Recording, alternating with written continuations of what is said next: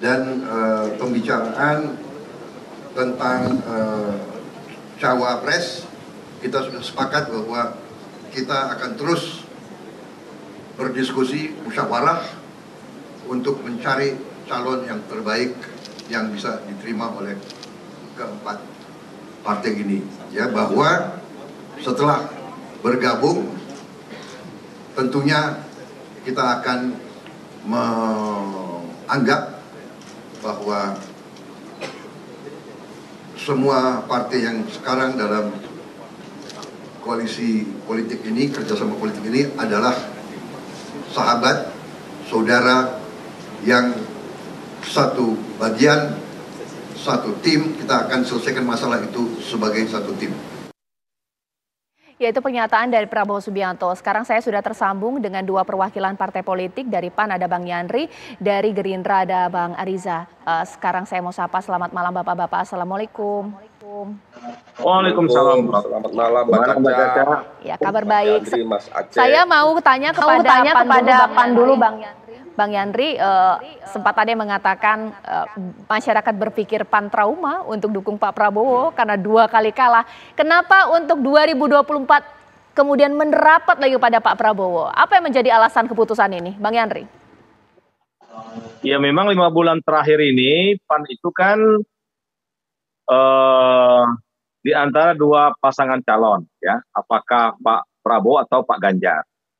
Dan pada akhirnya karena Rakernas sudah menyerahkan kepada Ketua Umum, kemarin Ketua Umum mengumpulkan pengurus-pengurus teras PAN di DPP PAN memutuskan bahwa kita bergabung dengan Pak Prabowo. Tentu alasan kita sangat rasional, dari sisi kedekatan, PAN sudah 2 kali mengusung Pak Prabowo. Dan insya Allah yang ketiga atau hat-trick PAN mendukung Pak Prabowo ini akan membuahkan hasil. Di mana sekarang elektabilitas Pak Prabowo itu sudah sangat bagus dan tentu juga PAN dengan Gerindra chemistry nyambung. Nah, oleh karena itu PAN alhamdulillah sudah mendapatkan keputusan pada hari ini, sudah mendeklarasikan tadi di gedung penyusunan naskah proklamasi, PAN bergabung kembali atau mengusung kembali dengan insya Allah dengan aku yakin bisa memenangkan Pak Prabowo di kontestasi Pilpres tahun 2024. Gitu Mbak Caca. Oke, sekarang saya ke Bang Ariza ya. Ini ibarat apa ya, sekali dayung langsung 2 pulau terlewati. Bang Ariza, apa yang sih dilakukan oleh Partai Golkar hingga akhirnya kemudian PAN dan Golkar memutuskan untuk merapat? Iya. Ya Mbak Caca, yang pertama tentu kami dari Partai Gerindra sangat senang, bersyukur, bahagia teman-teman lama Partai Golkar dan Partai PAN akhirnya memutuskan satu keputusan yang baik, tidak hanya bagi Partai PAN, Partai Golkar, Partai Gerindra, dan juga PKB yang sudah bergabung, tapi insya Allah ini keputusan yang baik bagi bangsa negara dan bagi seluruh rakyat Indonesia. Kedekatan kami dengan Partai Golkar sudah sejak lama, yang juga pernah mengusung Bapak Prabowo 2014, terlebih PAN, Mas Yandri, Bang Zul, dan teman-teman juga sudah 2 kali mengusung 2014, 2019. Insya Allah keputusan teman-teman Partai Golkar dan Partai PAN yang baru bergabung hari ini, insya Allah menjadi keputusan yang terbaik bagi seluruh masyarakat bangsa dan Indonesia. Insya Allah Bapak Prabowo akan dipilih oleh seluruh masyarakat Indonesia untuk menjadi Presiden ke-8 2024-2029. Itu yang menjadi harapan kita bersama. Mudah-mudahan juga memang kami punya chemistry yang baik dengan Partai Golkar, terlebih dengan Partai PAN yang selalu setia. Insya Allah komitmen dukungan yang istiqomah ini dari teman-teman akan membuahkan hasil bagi kepentingan bangsa, negara, dan seluruh rakyat Indonesia, Mbak Caca. Oke, Kang Aceh, soal chemistry ini, padahal kemarin itu Partai Golkar kan juga cukup mesra ya dengan PDIP, sudah bertemu dengan Mbak Puan, meskipun belum bertemu dengan Ibu Megawati. Apakah lebih merasa dihargai di Partai Kuning dibandingkan Partai Merah? Bagaimana kemudian? Iya, tentu ada berbagai macam pertimbangan ya. Terutama saya kira soal bagaimana kita membangun kenyamanan di dalam menyelesaikan berbagai agenda terkait dengan tantangan yang dihadapi oleh bangsa ke depan ya. Dan bagi kami ketika chemistry telah dibangun sangat mendalam dengan Pak Prabowo yang tadi saya sampaikan bahwa Pak Prabowo sebagai pemimpin yang lahir dari dari Golkar, ini menunjukkan bahwa memang tantangan yang dihadapi ke depan tentu memerlukan dukungan yang cukup kuat gitu. Tadi disebutkan kenapa kita bisa langsung memberikan dukungan dua partai politik yang keduanya memiliki kursi di parlemen begitu. Itu kan menunjukkan bahwa memang kami merasa penting sekali untuk memastikan soal stabilitas pemerintahan ke depan begitu.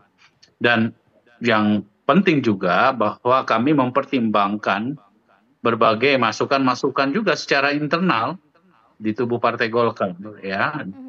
Dalam silaturahmi kemarin di Bali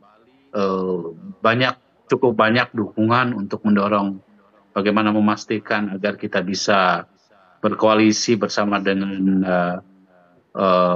Capres Pak Prabowo Subianto gitu ya. Itu semua tentu menjadi pertimbangan bagi kami gitu. Dan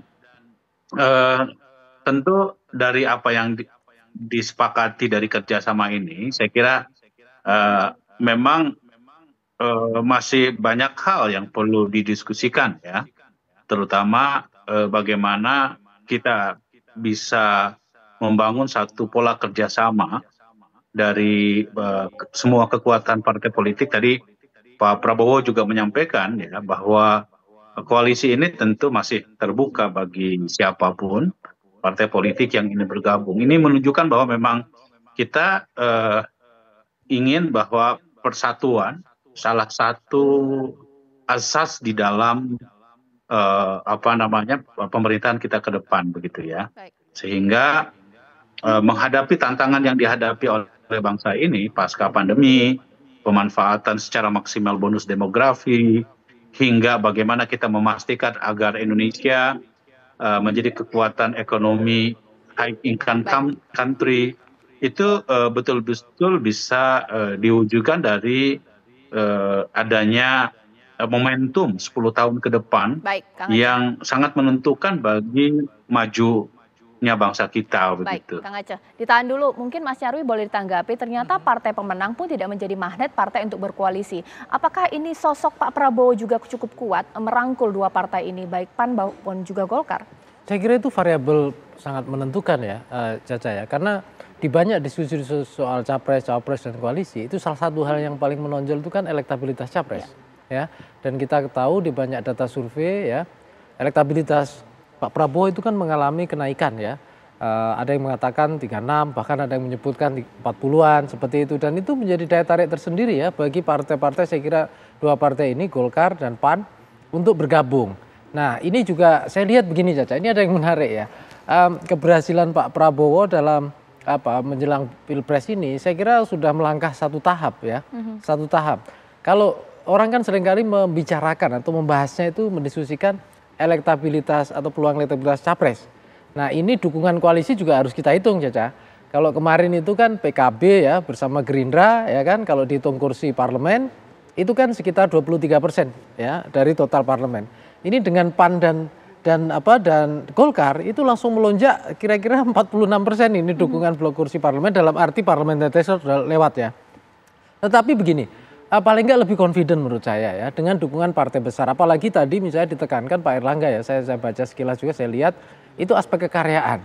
Dan ini saya lihat partai-partai yang sebelumnya sudah punya pengalaman bersama Pak Jokowi juga ya dalam mengelola kekuasaan. Dan kita lihat kalau visinya adalah ke depannya misalnya pengen menjadi backbone partai koalisi, bukan hanya untuk menangkan tapi mengelola pemerintahan untuk menuju Indonesia yang hebat nantinya misalnya 45 mendatang 2045, saya kira itu cita-cita yang membutuhkan dukungan politik yang solid. Cuma sekali lagi tentu ada dinamika ya, khususnya tadi itu otak-atik cawapres tadi itu. Nah, itu dia menarik. Nah, kalau alasan logisnya adalah mengenai faktor Pak Prabowo dan lain-lain, tapi alasan pragmatisnya jangan-jangan mereka mau bergabung karena sudah dijanjikan posisi cawapres sesaat lagi di Apa Kabar Indonesia Malam.